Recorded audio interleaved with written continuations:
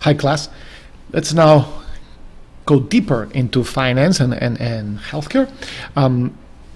The primary role of any finance department, the finance division of any business, healthcare or not healthcare, doesn't matter, is to plan, acquire, and use resources to maximize the efficiency of the enterprise.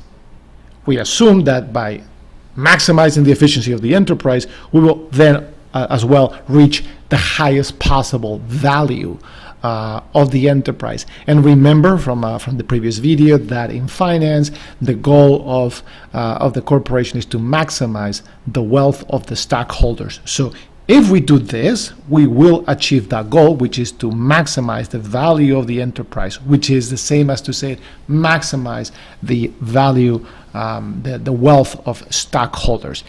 It's synonymous. What are the activities in finance?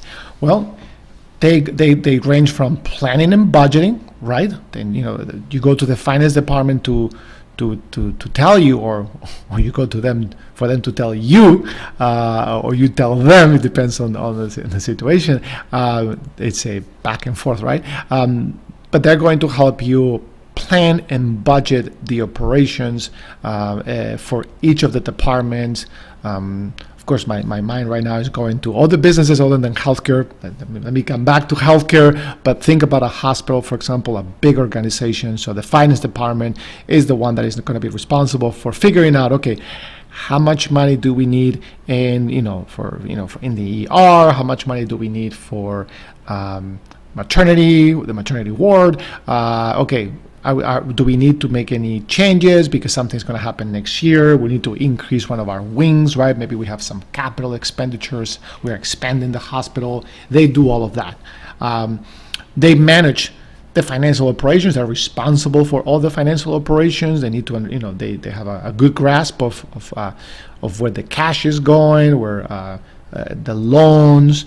If this is a publicly held corporation, they are the ones that are in touch with the markets and with all their filing, etc. Well, I'm sorry, the filing and reporting comes later, but that's what they do. That they make the financing decisions. So just at a high level, right? The financial decision would be, we need money. Where do we get the money from? From bonds, stocks, debt.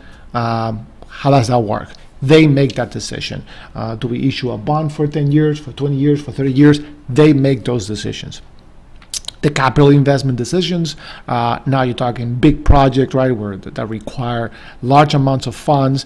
They are going to be the ones telling you how it's going to be done, where the money is going to come from, what amounts of money are going to be needed at different periods of the project, and how the whole thing is going to come together.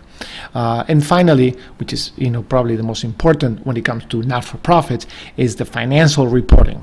They are responsible for all the financial reporting and the filing with the appropriate institutions and government agencies. Obviously, one of them would be all the taxes and all of that.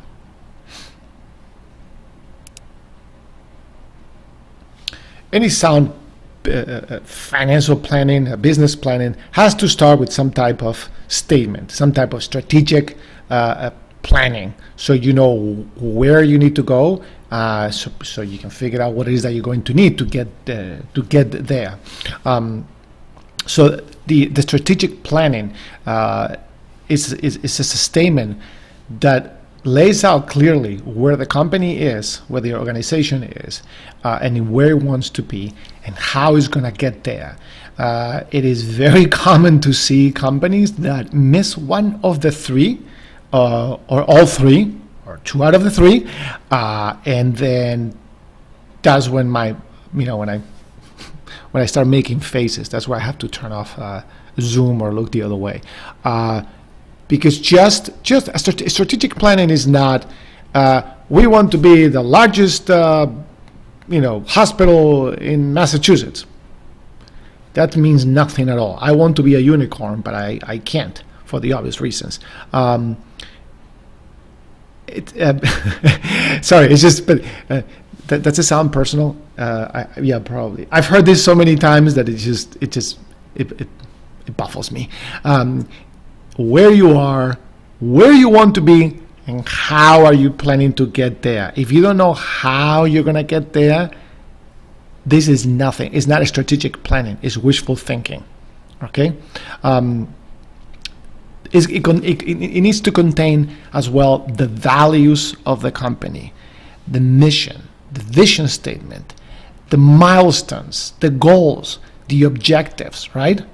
Below that strategic planning, you also need to include all those things that explain the world and the employees. It gives direction of how are we going to get there, what is it that is expected, how are we going to know that we are on track, like the milestones, etc.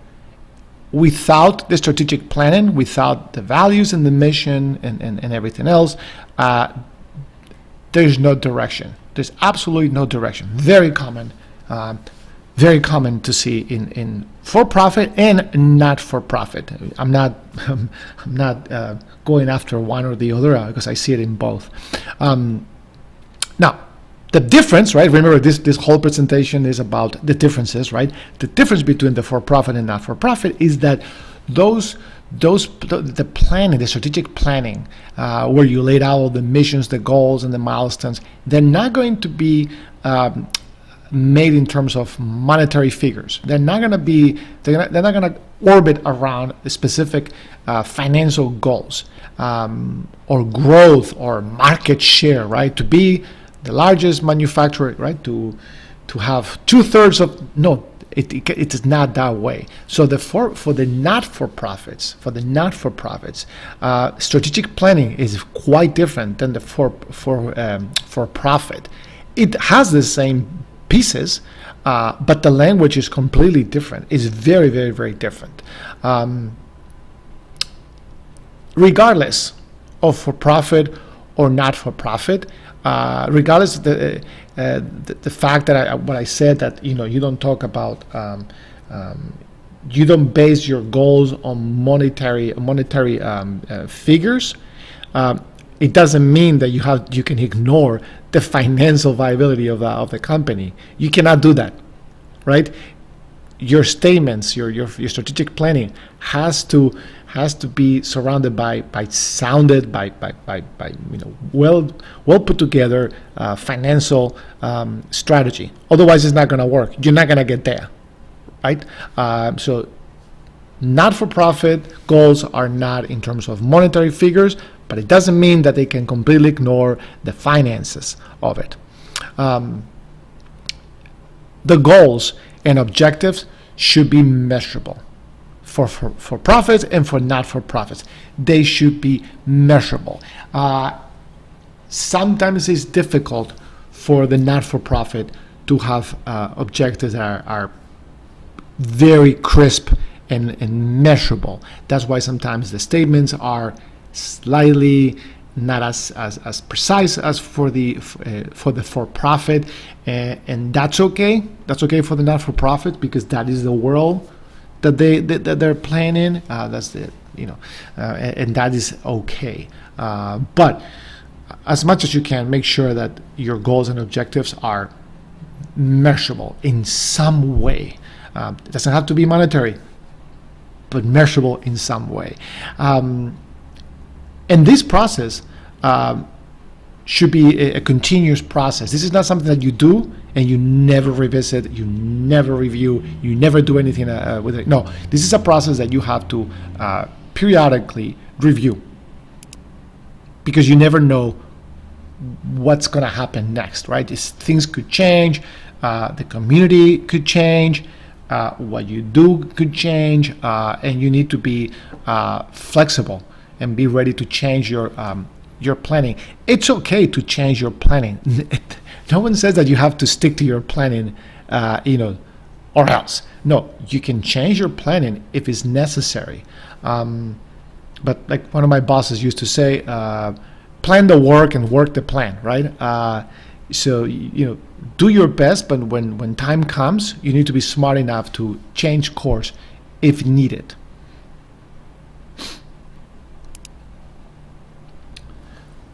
The key activity for finance has to be planning and budgeting. That's the one that probably consumes the most amount of resources, time, and individuals. It's all about the planning and the budgeting.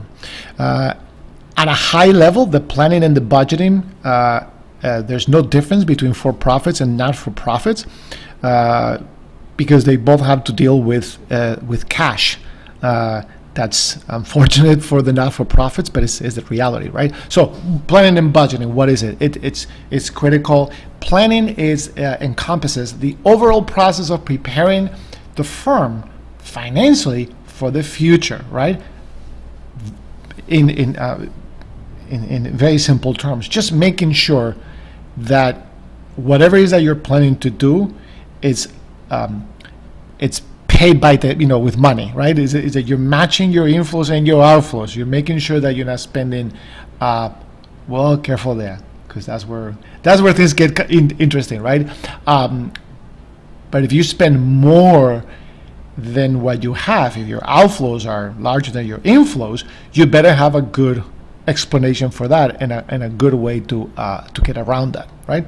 That's the planning. You can't spend more than how much you make. It's possible. We're going to talk about that, but it has to be planned. All right, it cannot just be sporadic without thinking. It has to be planned and well thought out. During the planning, there's going to be a period where you're going to create a budget, what we call budgeting. That's very detailed. The budgeting should be extremely detailed. It should go line by line, department by department, with exactly the amounts of money that you are allocating for each activity. So very, very detailed. It takes months. Some people spend probably the entire year. No, they shouldn't be spending the entire year, but by the time they finish one, they're probably thinking about the next year. Very time consuming. At a high level, the planning, right? The planning is a long-term view of what you're doing with your money, while the budgeting is a short-term view. So it's like big picture, small picture kind of thing. The budgeting, you don't budget for 10 years down the road. You budget for next year, right? But in planning, you could be planning the next 10 years, 20 years, probably not. You can try, but so the planning is a high level, where the budgeting is kind of like low level, but the budgeting has to roll into the planning, right? But it's a much short term view of the operations. Both of them need to be driven by the mission or the strategic plan that we talked about. That's the whole point. You are creating you're planning and budgeting for the strategy that you laid out first, right? So you laid out the strategy, then you plan and budget so you can get there. One of the most common and famous artifacts in all of this is what we call the P&L, the profit and losses. Now we're going to talk about the big differences between some of the differences between for-profits and not-for-profits. But a P&L usually looks like this. You probably, if you've done any type of finance work, it usually looks like this, right? Where you have your total revenues, right? So we have volume of, in this case, visits, right? Let's say that it's a hospital and this is your revenue, right? So the more visits, right? The more treatment, your profit goes up in this line, right? Now, of course, the higher the number of visits, your cost also goes up this line. And at some point they cross.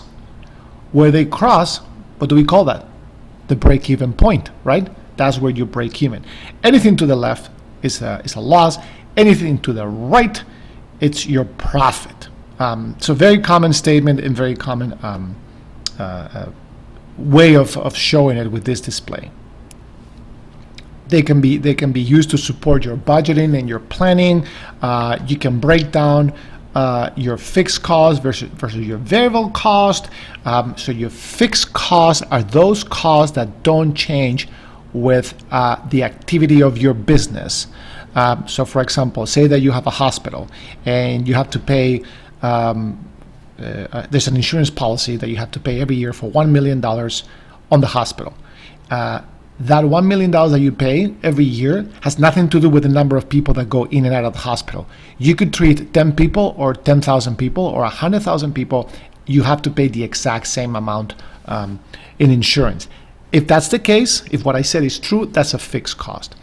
A variable cost could be, for example, electricity, right? Because the more people that you have, we could argue that the electricity, the power that you consume, the amount of energy that your hospital uses goes up because the machines, right? Think of the high-tech radiology machines, working, around the clock. So that would be a variable cost. All of that should be part of your forecast and your P&L.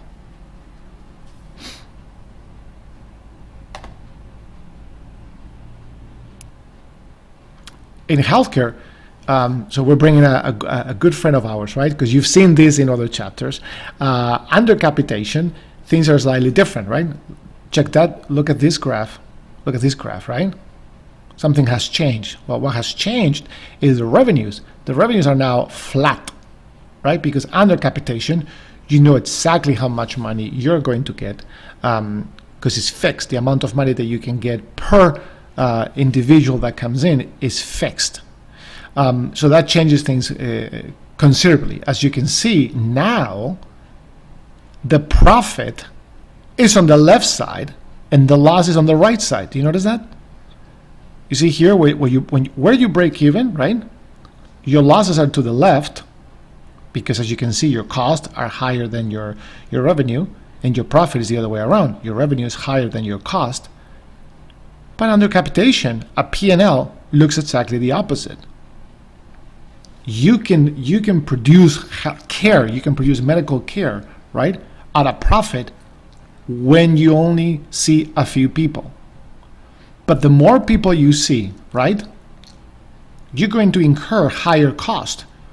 Imagine at some point you may have to hire, you may have to pay overtime, you may have to hire more people, you may have to expand the hospital, you may have to do all kinds of things that are going to increase your cost, but your revenue is the same.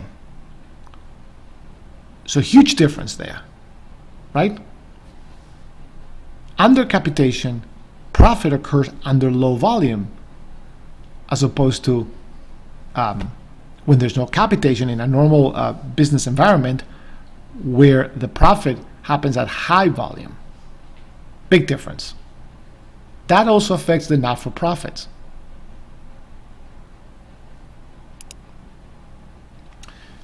Target costing, it's a practice that takes place in markets and situations where prices are fixed. For example, under capitation and other schema in healthcare. It does also exist outside of healthcare. It exists, for example, in my own experience, it exists when you deal with government contracts outside of the healthcare. I'm talking about other industries, other situations where you know how much you're going to get for that service, but you need to. So then you figure out, like, okay, so what do I need to do?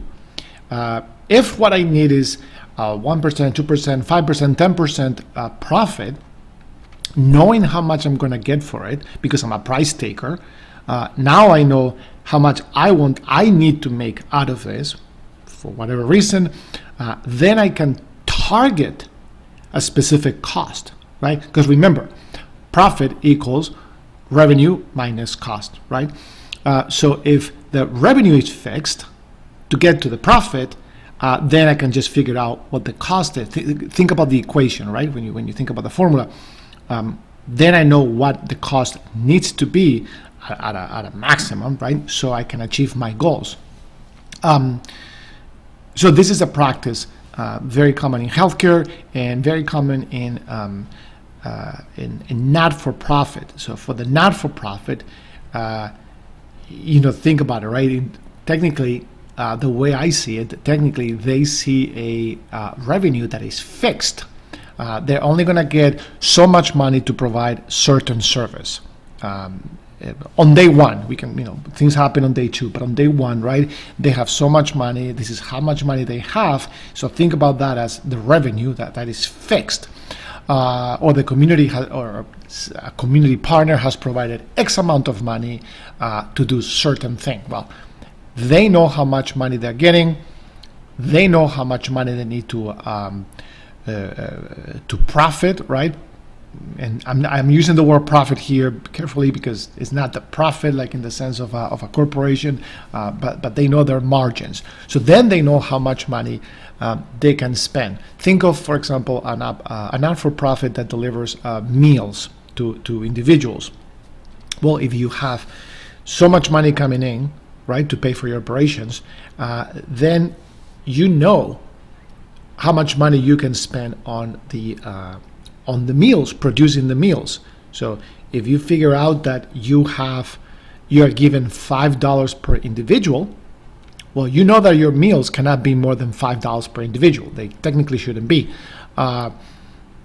Also, you're thinking, well, I also need to make 5 cents or 10 cents per person so I can use that money for other programs, right? Because you don't have profits to distribute, but you can make money as a not-for-profit. You just use that money for other programs, right? Think of it as reinvesting in the organization. So this is what target costing is. It's kind of looking at it from the other side when the revenue is fixed. This type of approach forces the managers to take seriously the prices set by the payer, whoever the payer is, and it is a way for managers to ensure viability, to ensure financial survival. If you don't do this as a not-for-profit, or some type of scheme like some type of approach like this, you're going to encounter huge issues very quickly. Not later, but now. You find them very, very quickly. So target costing applies to the not-for-profits.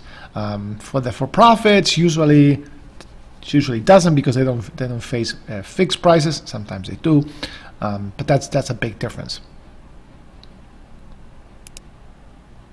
So budgeting, what do you do during budgeting? It takes so long, so many resources. What do you do? Well, in simple terms, how much money do you currently have? That's the beginning, right? Every budget starts with how much money do I currently have? How much money will I have at the end? How much money will I have at the beginning of the period that I'm budgeting for, right? So if I'm budgeting for 2030, how much money am I going to have on January 1st of 2030, assuming January 1st is the beginning of your fiscal year? How much money are we planning to generate during that period? Let's say that is 1 year, to keep it simple. How much money am I going to generate over that year? How much money am I going to need to deliver on my promised mission statement, right? On my strategic planning? How much money do I need to achieve those goals? And how do you plan to spend the money to make sure that all the goals and objectives are met according to the statement? So how much am I going to have to spend, and how am I going to spend it? Budgets help managers monitor performance and forecast financing needs. It does both things, right? Once you have the budget and time starts, right? Things start to you start operations and you go throughout the year. If you have the budget, you know where you are. You can look at your books, and you can look at the budget, and you can see whether or not you are on track, right? It's okay to fall behind, but make sure that you check the budget to make sure that you know what to do so you can get back on the budget. Budgets are also important because they allow us to forecast what it is that we need. Up here, right? How much money we have, how much money we're going to generate, and how we're going to need it, and how much we're going to use. perhaps when you put it together, we're going to find a deficit. Like, oh my God, we cannot do what we want to do the way we want to do it with the money that we will have and generate. Okay, sure. Then what is the deficit and what do you plan to do about it? How are you going to get that money? So it allows you to forecast your needs.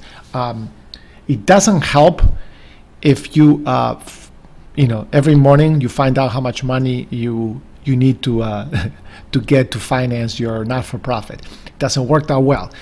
You're doomed. You need to know in advance, well in advance. Not-for-profit, there's a big difference. Not-for-profit organizations, they need to present budgets to donors and government. Well, they may need, because not all donors requested, but governments requested, most donors requested, especially, I'm talking about big amounts. You need to present a budget to the government and to the donors, right? So the donors, the donors, the ones giving you the money, and the government, the one that is, it's oversight, watching you. They have the oversight. Before you can get money, before you can get more money. As a not-for-profit, you're not going to get large amounts of money without a budget, or a budget that is not well constructed, that is not specific enough, and that it doesn't lay out all the things that I have up here. It just, again, it becomes a wish list, and that's not a budget. In general, we have an IRS form called the 990 that provides sufficient information. So that's something that you can use as a guideline. That's usually what the donors want to see. It's a standardized form. Sure. I just noticed I have a typo here. I'll fix it. Final notes on budgeting. The fact that we have a budget, it does not imply that a budget needs to create a profit. Doesn't mean that at the very end, if you create a budget, then there's got to be a positive number at the end for profit. No, it's not necessary for not-for-profits, but it could be. It could be that it creates, the budget lays out a way to get a profit, but it doesn't have to for not-for-profits. Then doesn't mean that at least they have to break even? No, not necessarily. Like I mentioned before, you don't have to break even if that is what you're planning. That is not necessary. That's different opinions here, right? But as a not-for-profit, you have a goal that was established earlier. That's your goal. If you are not breaking even, if you, after doing the budget, you're not breaking even, and you checked everything and you've done everything you can, if you're not breaking even, that's okay. It is okay as long as you have a way to explain it, a very good way to explain it, and a way to raise the money that you're going to need to build the gap, to get rid of that gap, or to build a bridge between the two. Okay, so no, you don't have to break even. But yes, you do have to plan for what happens if you don't break even. Oops, sorry. So what about those profits that I kept talking about? What do I mean by profits in the not-for-profit? You can make a profit as a not-for-profit. That's what we call a surplus budget. You can create a surplus budget that actually leaves extra cash at the end, and what you do with that cash, it could be key for the organization. You're not going to distribute it to stockholders because there aren't any. There are no owners, there are no stockholders, but you can reinvest that money. You can expand your not-for-profit. You can reduce your debt if you have loans that you have to the outstanding. You can pay those off. You can invest in your people. You can train your people. Etc. So you can have a surplus budget. You can have a break-even budget, what we call a status quo budget, right? Where you're just doing exactly what you're doing, you're just doing it. You just keep doing exactly the same thing. Usually, in general, most not-for-profits, they aim at having a break-even budget. That's kind of like the norm. That's what they do. They create budgets that break even, and then hope for the best. If there's extra money at the end of the year, great. Then we can, they can do whatever they want to do with that money. But usually they aim for a break-even budget, where if you think about it, in a for-profit, the aim is usually for a surplus budget, because you need to make a profit.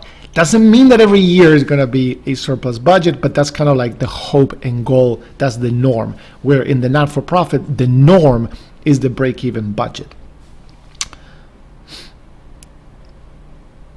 Now, for the not-for-profit, if you decide to go with a deficit budget where you show a loss, it's not going to be received the same way as with a for-profit. In a for-profit, if you come up with a deficit budget, the board is going to rip you apart, right? That's not going to go well. The shareholders are not going to like it. The shareholders are going to put the pressure on the board. The board is going to put the pressure on the managers, the directors, and so on and so forth. That doesn't happen in the not-for-profit. There are no shareholders, and the board is, as I mentioned before, is appointed, is not voted in, so that pressure is not there. And the reason for those for a deficit budget, can be explained by multiple things, the fact that it's a deficit budget is not the key. The key is, why is it a deficit budget? And you can come up with very good explanations. Some of them are very understandable, even for a for-profit.